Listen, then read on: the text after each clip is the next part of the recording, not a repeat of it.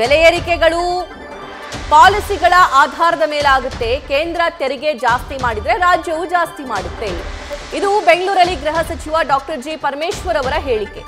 ಕೇಂದ್ರ ಸರ್ಕಾರದಿಂದ ನಮಗೆ ಬರಬೇಕಾಗಿದ್ದು ಬರ್ತಾ ಇಲ್ಲ. ಕೇಂದ್ರ ನಮ್ಮ ಪಾಲು ಕೊಡದೇ ಇದ್ದಾಗ ಏನ್ ಮಾಡಬೇಕು? ನಮ್ಮ ಆದಾಯದ ಮೂಲಗಳನ್ನ ಹೆಚ್ಚಳ ಮಾಡಿಕೊಳ್ಳಬೇಕು. ರಾಜ್ಯ ನಡೆಸೋದಕ್ಕೆ ನಮಗೆ ಆದಾಯದ ಮೂಲ ಬೇಕು ಅಲ್ವಾ? ಬಿಜೆಪಿ ಪ್ರತಿಭಟನೆಯ ಬಗ್ಗೆ ಪರಮೇಶ್ವರ್ ಅವರ ಪ್ರತಿಕ್ರಿಯೆ ಇದೆ. ನೋಡಿ, ನಿನ್ನೆ ನಾನು ಕೂಡ ಪ್ರತಿಕ್ರಿಯೆ ಮಾಡಿದ್ದೀನಿ. ಬೆಲೆ ಏರಿಕೆ ಯಾಕಾಗುತ್ತೆ? ಬೆಲೆ ಏರಿಕೆಗಳು ನಮ್ಮ ಪಾಲಿಸಿಗಳ ಮೇಲೆ ಆಗುತ್ತೆ. ಕೇಂದ್ರ ಸರ್ಕಾರ ಪಾಲಿಸಿಗಳನ್ನ ಮಾಡುವಂಥ ಸಂದರ್ಭದಲ್ಲಿ ಅದನ್ನು ಗಮನದಲ್ಲಿ ಇಟ್ಕೋಬೇಕು. ಇದು ಆರ್ಥಿಕವಾಗಿ ಇಂಪ್ಯಾಕ್ಟ್ ಆಗುತ್ತೆ ನಮ್ಮ ಪಾಲಿಸಿ ಅನ್ನೋದನ್ನ ಅವರು ತಿಳ್ಕೋಬೇಕಾಗುತ್ತೆ. ಈಗ ಟ್ಯಾಕ್ಸೇಷನ್ ವಿಚಾರದಲ್ಲಿ ಕೇಂದ್ರ ಸರ್ಕಾರ ಟ್ಯಾಕ್ಸ್ನ ಜಾಸ್ತಿ ಮಾಡ್ತಾರೆ ಅಂತ ಅಂದಾಗ ರಾಜ್ಯ ಸರ್ಕಾರಗಳು ಅದಕ್ಕೆ ಅನುಗುಣವಾಗಿ ಅವರು ರೈಸ್ ಮಾಡ್ಕೋಬೇಕು. ಇದು ನಾರ್ಮಲ್ ಆಗಿ ಇವತ್ತಲ್ಲ, ಹೊಸದಾಗಿ ಏನಾಗಿರೋದಿಲ್ಲ.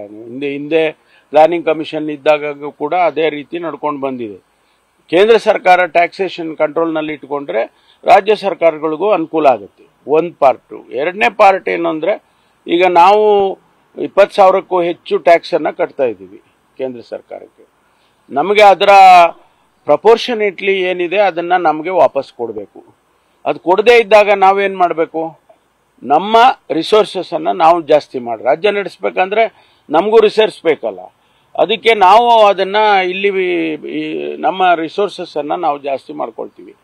ಆಗ ಸ್ವಾಭಾವಿಕವಾಗಿ ಈಗ ಪೆಟ್ರೋಲ್ಗೆ ಡೀಸೆಲ್ಗೆ 2 ರೂಪಾಯಿ ಜಾಸ್ತಿ ಆಯಿತು, ರಾಜ್ಯ ಸರ್ಕಾರ ಮಾಡಿದೆ.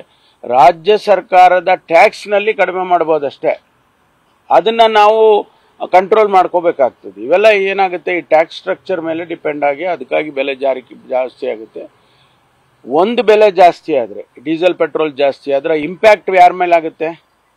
ತರಕಾರಿ ಮಾರೋವನ ಮೇಲೂ ಬಂದ್ಬಿಡುತ್ತೆ. ಆದ್ದರಿಂದ ಕೇಂದ್ರ ಸರ್ಕಾರ ಇದನ್ನು ನಿಯಂತ್ರಣದಲ್ಲಿ ಇಟ್ಕೊಂಡ್ರೆ ಮಾತ್ರ ಈ ಬೆಲೆಗಳು ನಿಯಂತ್ರಣದಲ್ಲಿ ಇರ್ತವೆ. ನ್ಯೂಸ್ ಫಸ್ಟ್, ನಿರ್ಭೀತಿಯಿಂದ ನಿಮ್ಮ ಪರವಾಗಿ.